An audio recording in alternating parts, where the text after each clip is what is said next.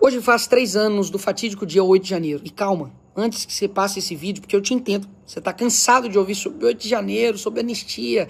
Parece que o Brasil nunca passa dessa página, né? Mas esse vídeo tem a ver com você. Por quê? Porque quando você vê uma injustiça tão grande acontecendo com o brasileiro, você acaba ficando insensível. Você acaba perdendo o sentido de fato de humanidade. E não vê mais essas pessoas com um olhar humano, mas vê essas pessoas como um qualquer. Afinal de contas, né, não era um parente seu, não era alguém que você conhecia, afinal de contas, era só não estar lá que não ia acontecer tudo isso. Pois bem, qual afinal de contas era o crime que essas pessoas deveriam responder? Depredação de patrimônio público, ponto. Porque eles quebraram, isso é crime e ninguém concorda com isso. A não ser a esquerda, né, que quando eles depredam, aí tudo bem. Mas tirando essa parte, quando você pega a pena, é de 6 meses a 3 anos de depredação de patrimônio público. Então essas pessoas eram para ter sido livres hoje, mas não. Existem ainda pessoas como a Débora, que vai ter ainda 14 anos da sua vida ainda na cadeia, porque ela pegou um batom e escreveu "Perdeu Mané" numa estátua. Tem também um caso do Breno, que era um vendedor de algodão doce, também foi preso na multidão. Tem o Felipe, que era um esquizofrênico, e mesmo com laudo mostrando que ele não poderia ficar preso, ainda assim ele manteve preso durante meses. E também a Iraci, que estava ali na sua prisão domiciliar, e o Alexandre de Moraes revogou porque ela descumpriu as regras, porque ela foi para a fisioterapia. Enfim, esses 4 casos que eu contei, digamos assim, são uns casos absurdos, mas que tem muitos outros. Como, por exemplo, o caso do Clesão. E o Clesão, ele não é um nome abstrato, sabe? Não é o nome de um inseto. É o nome de um pai que simplesmente morreu na cadeia por conta da inércia do STF. E morreu. Hoje tem uma família que não tem um pai, tem uma esposa que não tem um marido, por conta disso. E aí eu te pergunto, mas Nicolas, eles atentaram contra a democracia, né? Tá. O que você acha que atenta mais contra a democracia? O Aécio também, que foi um que está preso por 17 anos, foi o primeiro condenado de 8 de janeiro, que pegou o celular dele e falou: eles cagaram na cabeça da gente a vida inteira, agora eu que vou cagar aqui. E brincou nisso. E ele tomou 17 anos de cadeia. Quem você acha que mais atenta contra a democracia? Essas pessoas que depredaram patrimônio público, invadiram, cometeram aí esses crimes, ou um cara que coloca milhões de reais em uma mala, como o Gedel, que foi encontrado com corrupção.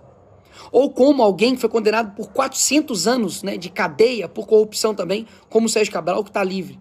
Ou como alguém, né, que colocou dinheiro na cueca, foi pego, e agora, né, a PGR arquivou totalmente o caso. Quem você acha que atenta mais contra a nossa democracia? Pessoas envolvidas em escândalos de roubo do INSS, pessoas pensionistas, pessoas que, enfim, têm comorbidades, problemas, né, de saúde, e recebem um dinheiro ali do trabalho deles e elas estão sendo roubadas. Ou a pessoa que simplesmente, né, foi ali, entrou, viu o que estava acontecendo ali, se escondeu das bombas que estavam vindo e aí foi presa por 17 anos de cadeia. Quem que você acha que atenta mais contra a democracia? O Lula, que recebe um narcotraficante, que agora está preso, um bandido genocida, que no país dele tinha 158 crianças que foram torturadas, né, mortas. Mas, na verdade, quem atenta contra a democracia é a Débora, né, do batom. Quem que você acha que atenta mais, né, contra a democracia? Quem está dentro, né, de um escândalo, né, de banco, que recebia possivelmente aí mesada como Lulinha, ou, né, esse rapaz que estava vendendo ali algodão doce? A resposta, ela salta aos olhos de qualquer um. Mas quando você, brasileiro, você que está me escutando aqui, você tem uma insensibilidade com essas pessoas, você talvez não ache que eles estão te manipulando, mas eles estão. Porque que não é uma luta por A ou por B, sabe? Porque você está querendo fazer tudo isso para poder livrar o Bolsonaro da cadeia. Eu também acho a prisão dele completamente desproporcional. Mas, em específico, essas pessoas que estavam ali, né, no dia 8, para pensar. São pessoas que estão sendo literalmente colocadas de forma punitiva, para poder colocar medo na direita. Afinal de contas, se fosse de forma isonômica, igualitária, para poder realmente fazer justiça, você tinha que condenar todos também ataques que aconteceram também no Congresso pela esquerda, lá em 2006, 2014, 2017.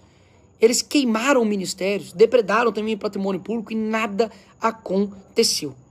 Por que eu estou dizendo isso? Porque a melhor maneira de vocês conquistar um povo e manter ele, né, sempre brigando um com o outro, é dividi-los. Então, esse vídeo aqui não é para você que já concorda comigo. Olha só. É para você que de fato que discorda de mim, ou que você talvez não saiba muito do assunto, por que isso tem a ver, por que essas pessoas estão presas tem a ver comigo. Porque hoje são eles. Amanhã pode ser você, e eu não tô brincando, não. Amanhã pode ser você, pastor, que dá uma opinião, isso pode ser considerado um atentado ao Estado Democrático de Direito. Não é à toa que essa semana, né, eu postei um meme do Lula sendo preso, e eles pediram a minha prisão, e a derrubada das minhas redes sociais. O Nicolás Maduro pode ficar livre sendo um ditador. Eu tenho que ir pra cadeia porque eu postei memes e dei a minha opinião. Ou seja, isso pode chegar e bater na sua casa. Um dia que você defender, né, uma opinião, ou quiser, né, criticar algum ministro do STF, o que vai acontecer com você? Então, de forma gradual, eles estão colocando medo em todos nós. E o medo, assim como naqueles desenhos animados, né, antigos, que ia cair uma pedra em cima, assim, e ele tentava correr e não saía, a pedra caía em cima dele. Por quê? Porque o medo nos paralisa como nação. Então, hoje, o Lula vetou por completo o PL da dosimetria, que inclusive por muitos disseram, né, que nossa, a Magnish foi derrotada porque vocês apoiaram a dosimetria, porque ela não era boa, né? Agora, que coisa que não é boa, que a esquerda trabalha até de madrugada para poder derrubar na Câmara, que eles fazem um trabalho na mídia para poder derrubar, que eles depois vetam de forma integralmente, né? O Lula veta, e obviamente era algo que era sim um respiro de liberdade para milhares de famílias, porque poderiam estar agora em casa, ou até mesmo livres, dependendo ali da redução do sofrimento delas e, consequentemente, da redução da pena delas. Então, hoje, no mesmo dia, né, que a Venezuela está mostrando que está libertando os seus presos políticos, o Brasil decide manter os seus presos políticos. Por que eu estou dizendo tudo isso e por que você está me acompanhando aqui até agora? Porque se nós começarmos a lidar somente que os problemas do Brasil é uma questão somente, digamos, materialista, no sentido de corrupção, no sentido de dinheiro, por mais terrível que isso seja, porque um dinheiro que poderia estar indo para a saúde, para a educação, para a segurança, está indo para bolsa de político corrupto, mas os nossos problemas e as nossas reformas precisam ser feitas de forma individual e do nosso coração. Não tem como a gente ter um país onde tudo se é decidido somente por um homem. Onde se tudo a maioria do nosso tempo, pelo menos o meu, né, desde 96, a maioria é governada pelo mesmo partido político chamado Partido dos Trabalhadores. Então, eu quero abrir aqui os seus olhos para que você entenda que a causa de outros, ela também é a nossa, principalmente quando eles estão sendo extremamente perseguidos, com vidas destruídas, pais, famílias destruídas por conta de um revanchismo político. Isso precisa acabar aqui no nosso país. Eu não tenho dúvidas que a maneira de você se instalar realmente uma censura total, uma ditadura total, é fazer isso de forma gradual, porque aí você não percebe. Há 10 anos atrás, se eu contasse para você de que, enfim, pessoas estariam presas por 17 anos por depredação do patrimônio público, que um ex-presidente da República não teria direitos de um traficante, né, de receber atendimento médico no hospital, de que parlamentares teriam de sair, né, do país, porque se ficarem aqui vão ser presos também de forma injusta, que dia sim, dia com certeza, né, eles querem derrubar o deputado mais votado, porque na cabeça deles opinião, post é crime, né, contra o Estado Democrático de Direito, mas o partido deles, né, que faz parte do Foro de São Paulo, que é uma organização fora, né, dos ritos da nossa Constituição, do nosso país, e que interfere em todos os demais países, isso daí tá tudo bem. Enfim, a situação não é fácil. Muitas das vezes parece que as notícias que a gente olha, né, parece que cada vez são mais desanimadoras, mas um ponto a luta pela liberdade dessas pessoas é muito importante, por isso que eu vou continuar. Essa luta não é de agora. Nós ficamos 6 meses, eu posso dizer por mim, 6 meses na CPMI, lutando contra ministros, contra mídia, contra ministros de estados, ministros também jurídicos, e destruindo ali narrativas, permanecendo firme, mesmo com toda a pressão, mesmo tomando vários processos. Eu visitei a Papuda e a Colmeia, enquanto o Clezão estava vivo, Hoje, inclusive, nós conseguimos uma transferência, né, de presídio para 2 presos do dia 8 por conta humanitária, de pessoas que estavam numa condição assim, terrível e que não são, né, criminosos. Nós fomos em dezenas de manifestações, nos expusemos, falamos tudo, apontamos o dedo em quem deveria apontar o dedo, quando muitos tinham medo, né, de colocar o dedo na ferida e falar nomes, como do Alexandre de Moraes. A gente ocupou, né, a mesa ali da casa para poder pressionar uma anistia. Eu trabalhei ativamente para poder aprovar a urgência do PL da anistia e nós aprovamos com ampla maioria. Nós aprovamos a dosimetria, que era o possível, e era uma redução da dor dessas pessoas. E hoje o Lula veta, e eu não tenho dúvidas que nós iremos derrubar esse veto ali no Congresso.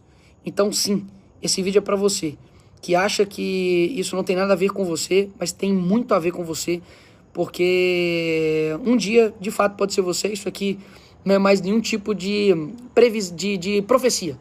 Isso aqui é uma previsão, porque da forma como as coisas estão caminhando, se a gente continuar dessa forma, eu não tenho dúvidas que o Brasil não vai ter um outro destino. A gente só vai ter um Brasil diferente se nós tivermos brasileiros diferentes. É isso.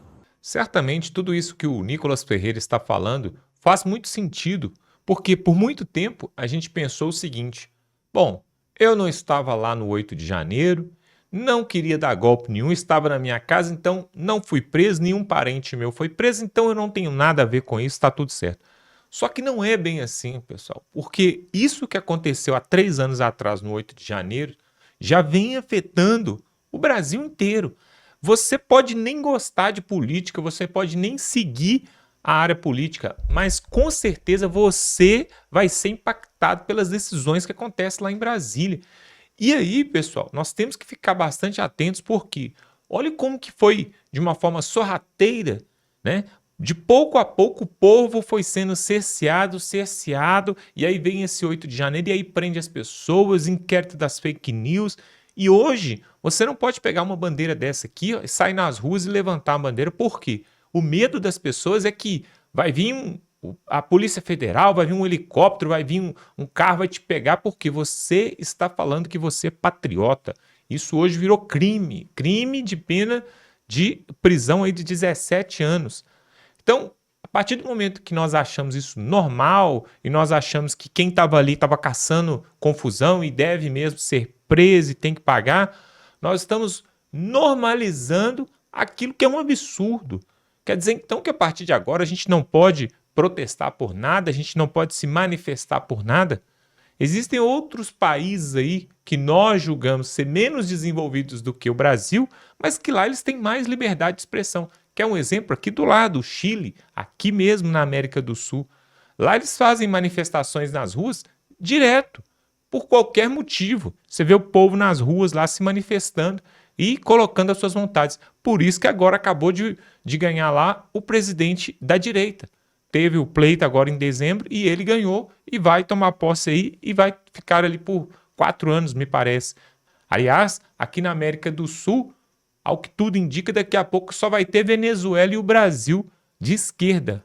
Pouco tempo, né? Na verdade, até a Venezuela já vai passar para a direita, porque o Donald Trump vai ali, tá fazendo a administração do país, né? Daqui a pouco ele vai promulgar ali novas eleições e a Maria Corina vai ganhar ali, e aí a Venezuela, pela primeira vez talvez na sua história, vai ser de direita, né? Daqui a pouco só vai ter o Brasil aqui nas Américas de esquerda, né? Se você pegar aquele mapa assim da América do Sul, tem alguns países que estão pintados, Bolívia ainda, Venezuela e Brasil. Então, o que acontece, pessoal? Nós temos que não normatizar, achar assim que está tudo normal porque eles estão presos ali até hoje e está tudo certo.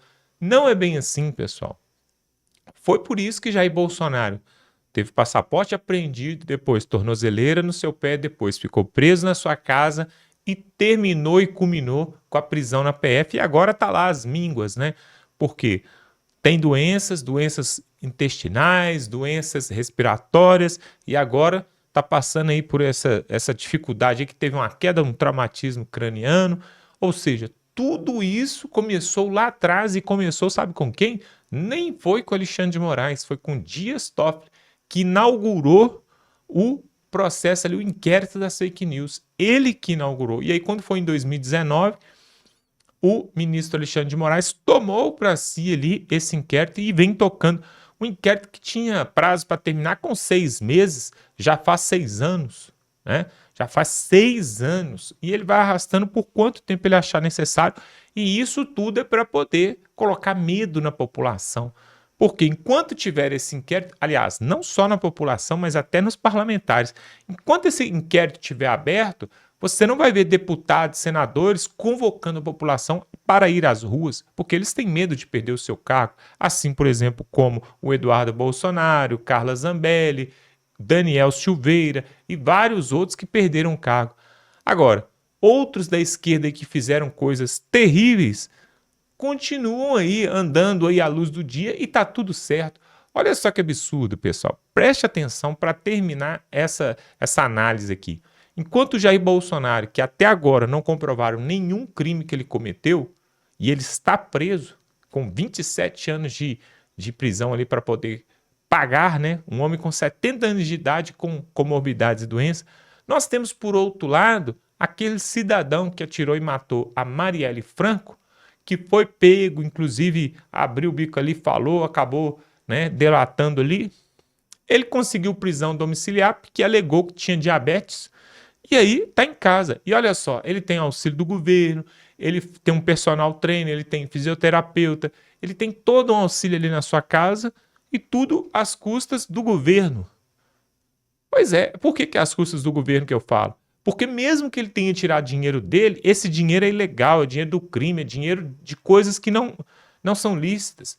Enquanto isso, o Jair Bolsonaro está lá preso e não cometeu crime nenhum. Ou seja, nós não podemos aceitar e admitir esse Brasil virado de cabeça para baixo. Isso não pode ser normalizado.